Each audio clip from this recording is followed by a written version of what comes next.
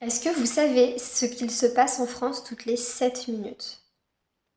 Toutes les 7 minutes en France, il y a une personne qui est victime de viol ou de tentative de viol.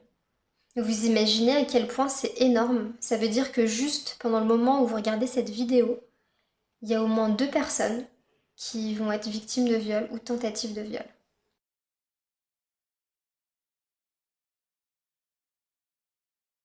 Bonjour, je m'appelle Selma Sardouk, je suis coach en affirmation de soi.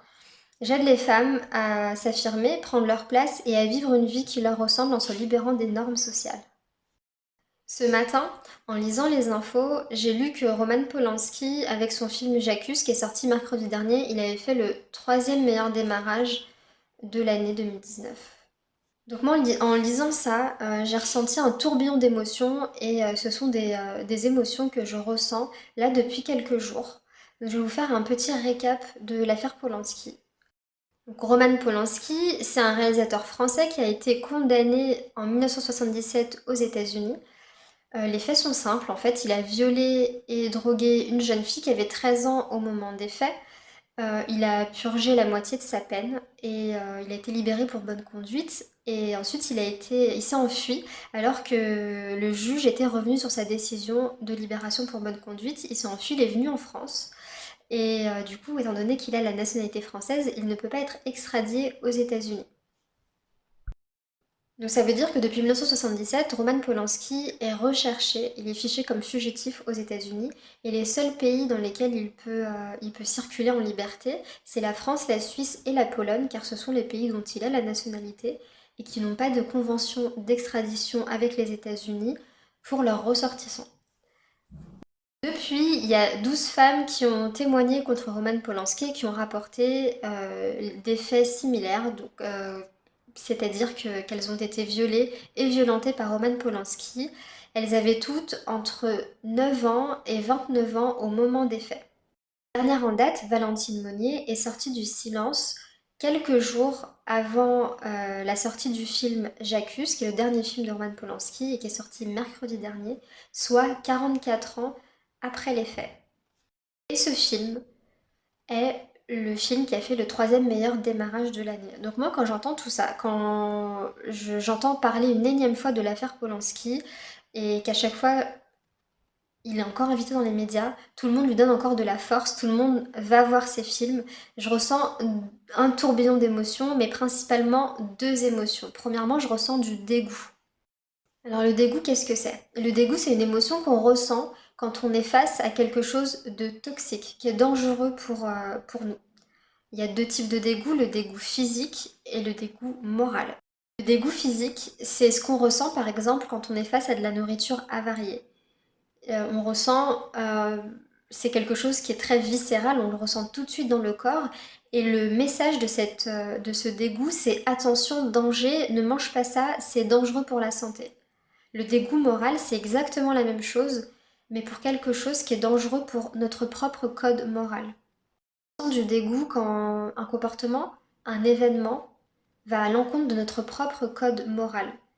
Et c'est une émotion qui est vraiment viscérale. Donc là, concrètement, quand j'entends tout ce qu'a fait Roman Polanski, ce que je ressens, c'est du dégoût.